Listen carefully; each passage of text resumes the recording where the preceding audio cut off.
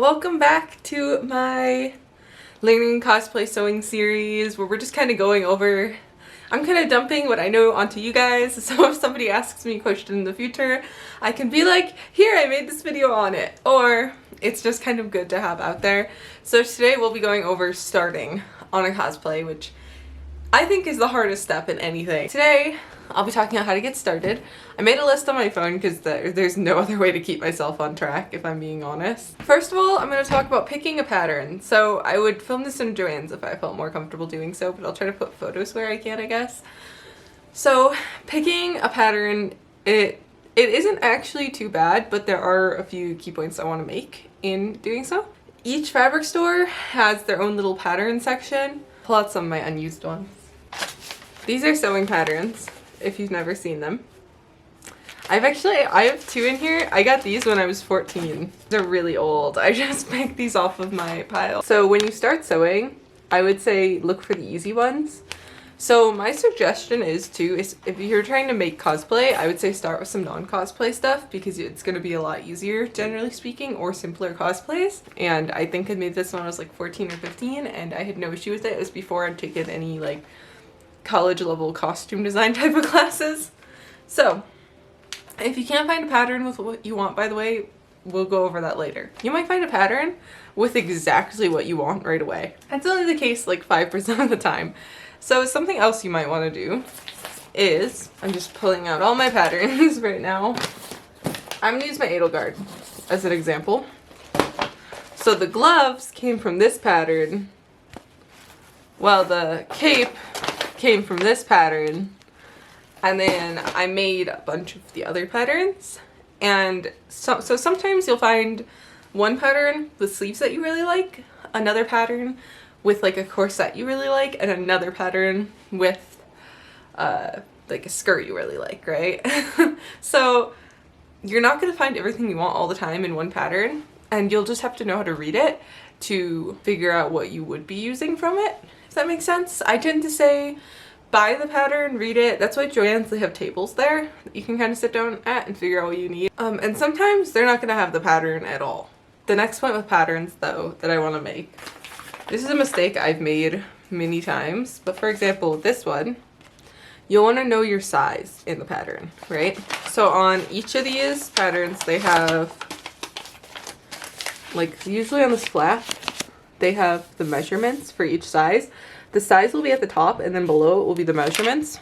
So like a 12 for this one is a 34 bust, 26.5 inch waist. Based on those sizes, you can look and find one closest to you on the back. Most people aren't going to be exact. I am not the best person to talk about it usually because I actually happen to be an exact like 12 in pattern sizes. Like those are my exact measurements.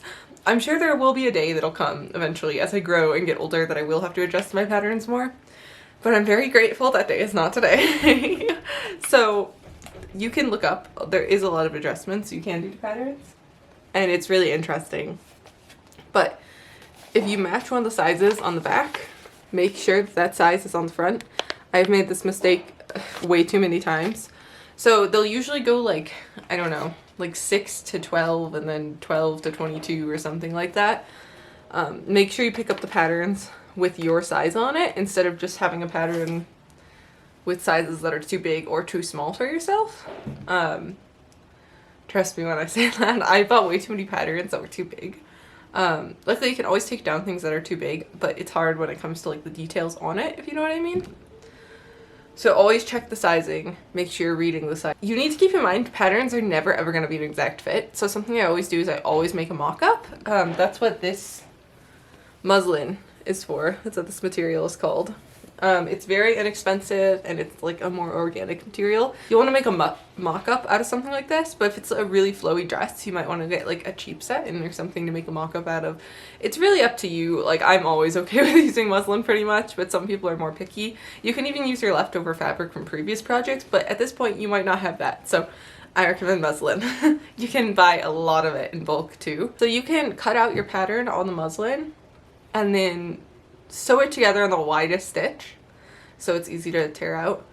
But we're not getting to the sewing part of things yet. There's a lot that goes into sewing that isn't actually spent at the machine. This will allow you to check if something fits. Like you could put a zipper on it and everything with this, just really quickly do it with the cheaper fabric and then test if it fits. And you'll often find they don't fit. Like, and then that's when you make your adjustments. You'll tighten it, you'll do whatever you need to with it to make sure that it fits properly, which we can go over. But it'll be done very similar to draping. And we do draping when they don't make a pattern piece that we need. So you might drape a specific corset, for example, like I'm about to do with on Halford here. With making your patterns, you can do two ways.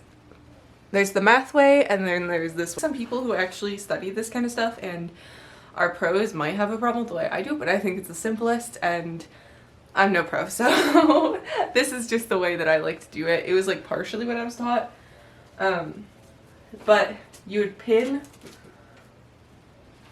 like against the straight edge. This isn't actually a solid piece, but you'll get what I mean. So let's say I'm making like a corset here. I would basically lay out these pieces, pin them with the seam allowance out, and it's best to do this on a dress form closest to your size. And then I would cut it how I wanted it, and then I'd keep doing that for each piece in it until I have the piece that I want. But I think that works best when you know how patterns work already, and therefore you would have to have some experience working with patterns and just making some regular clothing, because you're gonna get a sense of how patterns work. Because I think if you were to do draping for the first time and throw it on the mannequin, you might use pieces that are too big because you don't really have a sense for how a pattern should work. And then you can base draping off of that. Now, a better way, I think, for a beginner or somebody that hasn't seen patterns a lot and who isn't going to know how to drape in many pieces, there's a lot of tutorials on draping, that's why I'm not showing you much more. I'm just kind of letting you know how you can apply it to cosplay specifically. And the other way is math. So I have this, yeah, I have a degree in computer science and I still don't like doing math for sewing, okay? So none of us do. If I don't, like, nobody does. So this is the book that I tend to use, but I don't really like it that much, that's why I'm not really recommending it. This is really good though for like beginners, I guess, to learn. This book is pretty solid for that, I guess. As much as I don't really care for it. But some of the measurements are in here, for example. They'll say do like 2 times something on your measurements and then divide it and yada yada. There's actually a lot of sewing calculators online. If you are like making a skirt, for example, you can look up skirt calculator. Mood Fabrics has a calculator. I can link it in the description, and it'll calculate everything you need to make a skirt depending on what type of skirt. And there's actually a lot of websites like that.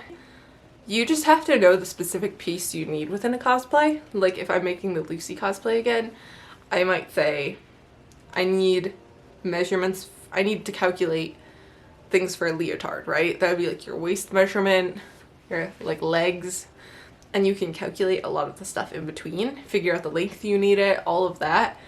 Make sure you have your measurements, by the way. Like, just get a list of all the required measurements for most things and just have somebody take them for you, or you could take your own, just be extra careful with it. Like, you absolutely need that. It's everything in sewing is based off of the measurements pretty much, so if you don't have your measurements, you're kind of like out of luck. By any means, it's gonna be the same sizing as at like stores when you see small, medium, large. It's gonna be vastly different from that. So next up is selecting fabric. There's websites that say what fabric are best for what. I'm gonna say avoid the satin in the costume aisle. It's super tempting to go for. It's like $6 a yard. It's pretty inexpensive.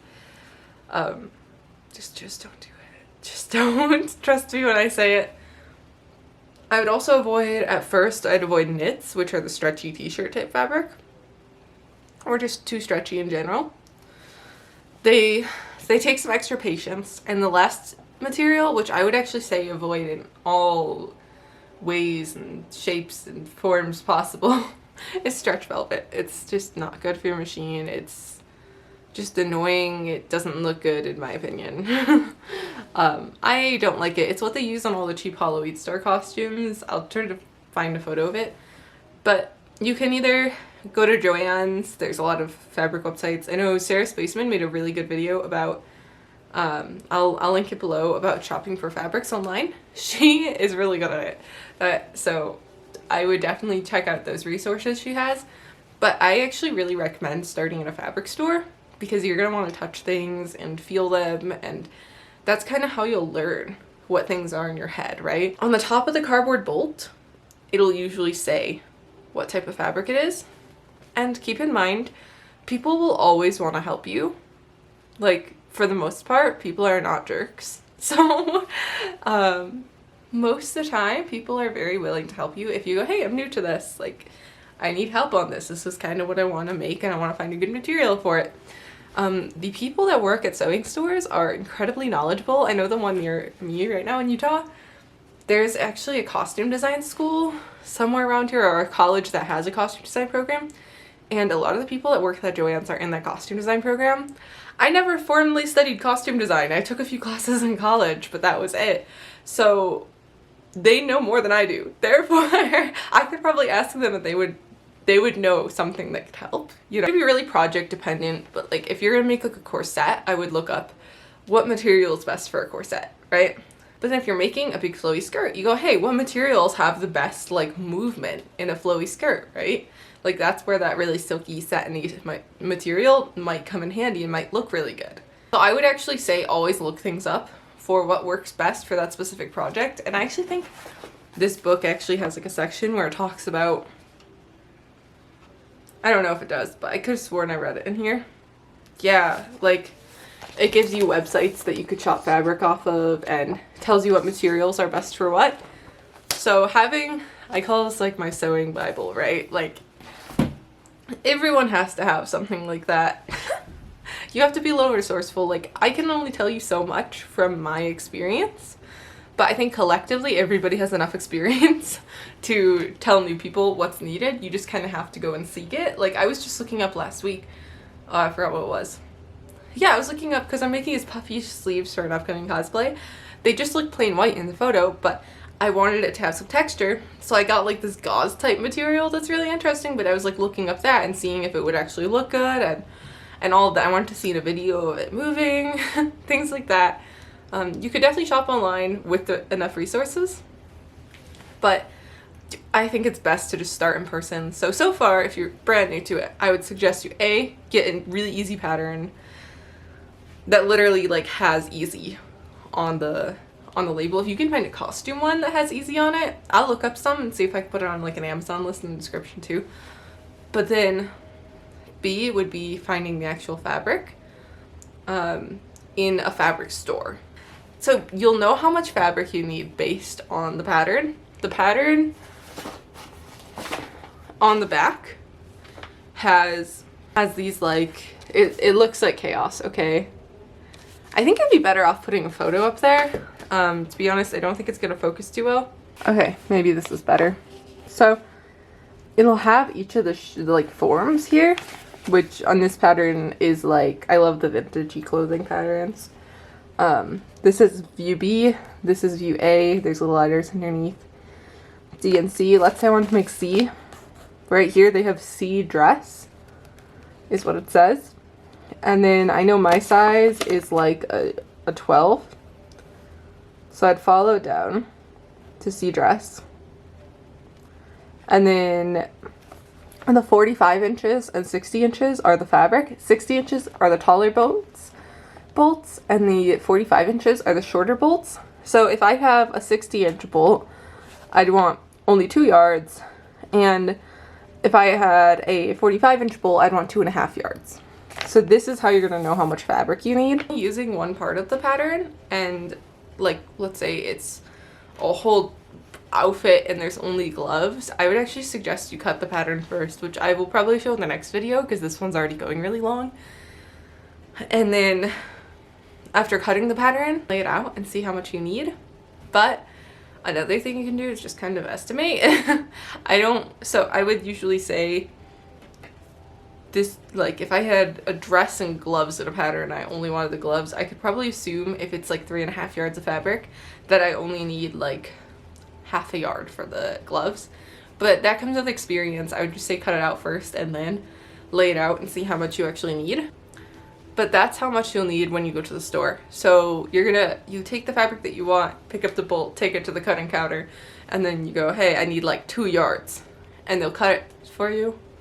And it's super easy. And remember, people are generally out there to help you. They do not always want to just make fun of you for being a beginner at something. I was thinking of getting into some cutting patterns on this video, but I might not, because I feel like I already went over so much. I don't want to make the videos too long. With far less explanation, it's just to start, find an easy pattern at a fabric store or online, wherever you're choosing. It doesn't have to be easy. Well, this is my suggested path to learning, doing your first project. Remember, don't overcomplicate things or start with something too hard. I'm not saying that because it's like, oh, don't do that, that's too hard for you. It's more of a, you're not gonna like sewing and you're gonna find it really, you're gonna have a bad taste in your mouth thinking about it if you do things that are outside your current means. So understand you're a beginner, and that is the best thing in the world. There's nothing better than being a beginner at something. Take your time. You do not need to rush. Don't rush anything or you're gonna hate it. That's the best advice I can give. I did that when I was maybe 12 or 13, and then I stopped sewing for a while because of that. And then I came back to it in college, and I was super happy that I did. Start with the very easy pattern. There might be easy costume patterns out there too that you personally have interest in. Find that easy pattern, and then after you find that easy pattern, you go to the fabric store. When I say easy too, try to make it so you're making all the pieces in it, like you're using the full pattern. So something like this where you'd be making like a dress, if you wear dresses. And I guess if you don't wear dresses, like it could be pajamas. Pajamas are fun to start with, right? Like pillowcases. There's a lot of really fun stuff.